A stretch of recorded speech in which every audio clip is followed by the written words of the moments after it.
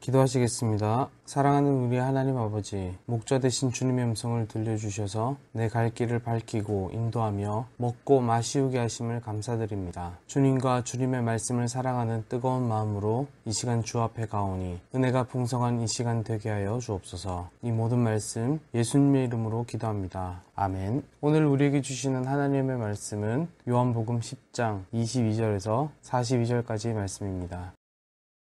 예루살렘에 수전절이 이르니 때는 겨울이라. 예수께서 성전 안 솔로몬 행각에서 거니시니 유대인들이 애워싸고 이르되 당신이 언제까지나 우리 마음을 의혹하게 하려 하나이까. 그리스도이시면 밝히 말씀하소서 하니 예수께서 대답하시되 내가 너희에게 말하였으되 믿지 아니한도다. 내가 내 아버지의 이름으로 행하는 일들이 나를 증거하는 것이거늘 너희가 내 양이 아니므로 믿지 아니하는도다. 내 양은 내 음성을 들으며 나는 그들을 알며 그들은 나를 따르느니라. 내가 그들에게 영생을 주노니 영원히 멸망하지 아니할 것이요 또 그들을 내 손에서 빼앗을 자가 없느니라. 그들을 주신 내 아버지는 만물보다 크심에 아무도 아버지 손에서 빼앗을 수 없느니라. 나와 아버지는 하나이니라 하신대 유대인들이 다시 돌을 들어 치려 하거늘 예수께서 대답하시되 내가 아버지로 말미암아 여러 가지 선한 일로 너희에게 보였거늘 그 중에 어떤 일로 나를 돌로 치려 하느냐. 유대인들이 대답하되 선한 일로 말미암아 우리가 너를 돌로 치려는 것이 아니라 신성모독으로 인함이니 네가 사람이 되어 자칭 하나님이라 함이로라. 예수께서 이르시되 너희 율법에 기록된 바 내가 너희를 신이라 하였노라 하지 아니하였느냐. 성경은 패하지 못하나니 하나님의 말씀을 받은 사람들을 신이라 하셨거든. 하물며 아버지께서 거룩하게 하사 세상에 보내신 자가 나는 하나님의 아들이라 하는 것으로 너희가 어찌 신성모독이라 하느냐. 만일 내가 내 아버지의 일을 행하지 아니하거든 나를 믿지 말려니와 내가 행하거든 나를 믿지 아니할지라도 그 일은 믿으라. 그러면 너희가 아버지께서 내 안에 계시고 내가 아버지 안에 있음을 깨달아 알리라 하시니 그들이 다시 예수를 잡고자 하였으나 그 손에서 벗어나 나가시니라. 다시 요단강 저편 요한이 처음으로 세례 베풀던 곳에 가사 거기 거하시니 많은 사람이 왔다가 말하되 요한은 아무 표적도 행하지 아니하였으나 요한이 이 사람을 가리켜 말한 것은 다 참이라 하더라. 그리하여 거기서 많은 사람이 예수를 믿으니라. 아멘. 오늘 본문은 수전절이라는 배경을 가지고 시작합니다. 요한은 지금 자신의 복음서를 보고 있을 1차 독자인 헬라인 독자들을 위해서 수전절을 설명해주고 있습니다. 이 수전절은 예수님이 오시기 전에 유다 마카비우스라는 사람이 알렉산더의 부하인 안티오쿠스 에피파네스가 더럽힌 성전을 회복한 후에 다시 하나님께 봉헌한 날을 기념하는 절기입니다. 유대인들은 이 기간에 촛불을 밝히고 할렐루야 시편을 부르며 종려나무 가지를 흔들면서 행진하는 풍습이 있었습니다. 이 절기는 초겨울에 있었고 8일 동안이나 계속되었습니다. 예수님은 이 절기 동안의 추위를 피해서 바깥이 아니라 솔로몬 행각에서 말씀을 전하셨습니다. 요한은 이 수전절에 예수님의 설교를 기록함으로써 주님께서 진정한 기준이 되시고 참 성전이 되시며 참 목자가 되심을 교훈하려 했습니다. 오늘 본문은 두 부분으로 나뉘는데 31절까지는 메시아로서의 예수님의 모습을 32절부터 42절까지는 하나님의 아들로서 예수님에 대해 기록하고 있습니다.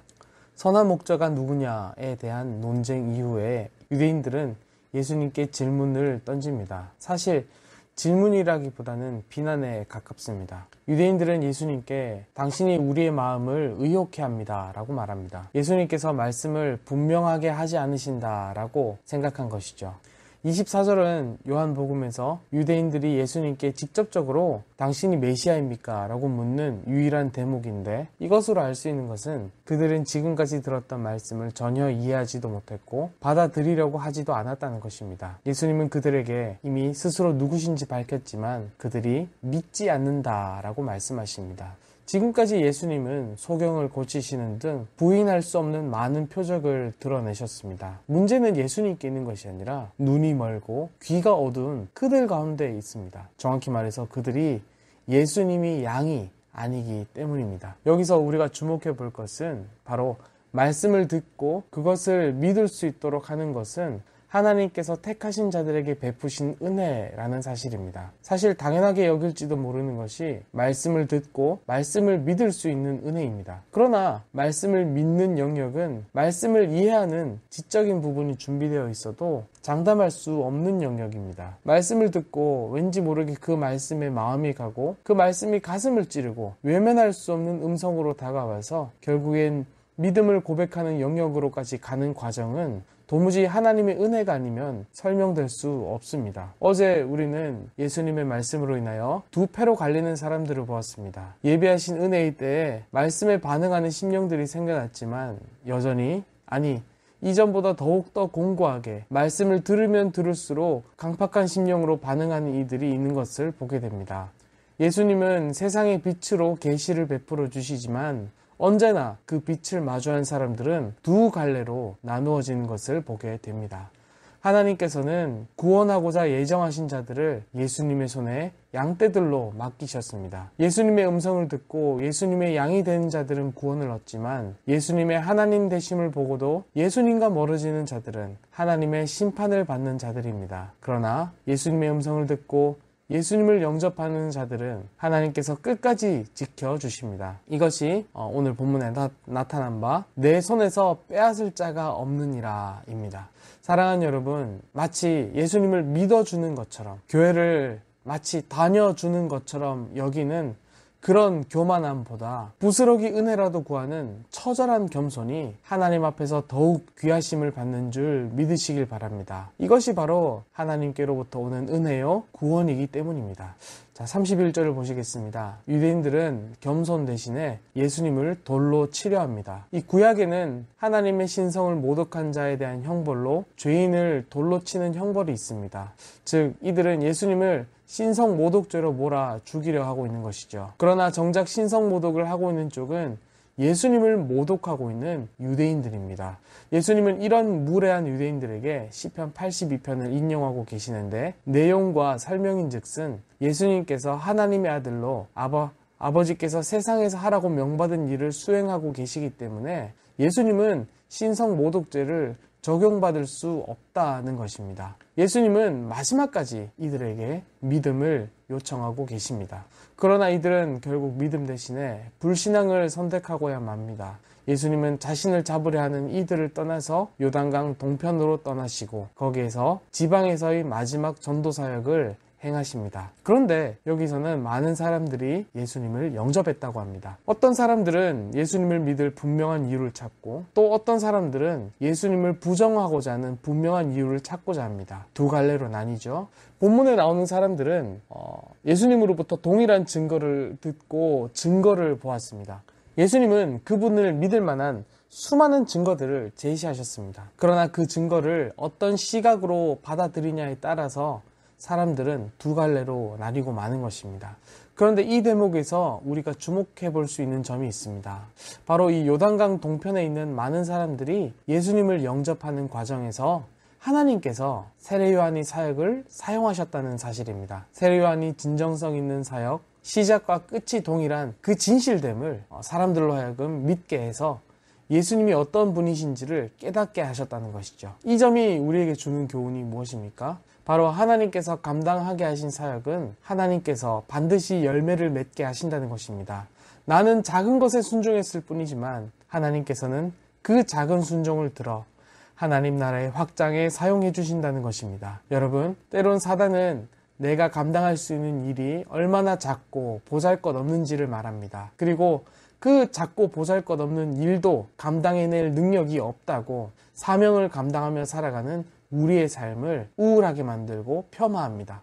사실 그 말은 진실일 수 있습니다. 그러나 그것이 하나님께서 우리를 들어 쓰시지 못할 이유가 되지는 못합니다. 아무리 작은 일이랄지라도 그 일을 충성되이 감당해 나갈 때 전능하신 하나님께서는 반드시 그 일 가운데 열매를 맺게 해주시고 귀하게 사용하여 주신 줄 믿습니다. 사랑하는 여러분, 크냐 작냐를 마음에 두지 마십시오. 탁월하느냐 평범하느냐를 마음에 두지 마십시오. 작은 것이나마 하나님께서 내게 허락하신 일들을 최선을 다해 충성되이 감당해야 합니다. 오늘도 하나님의 나라는 묵묵히 자기에게 주어진 사명을 충성되이 감당하는 순종을 동력 삼아서 확장되고 있는 줄 믿으시길 바랍니다. 말씀을 맺겠습니다.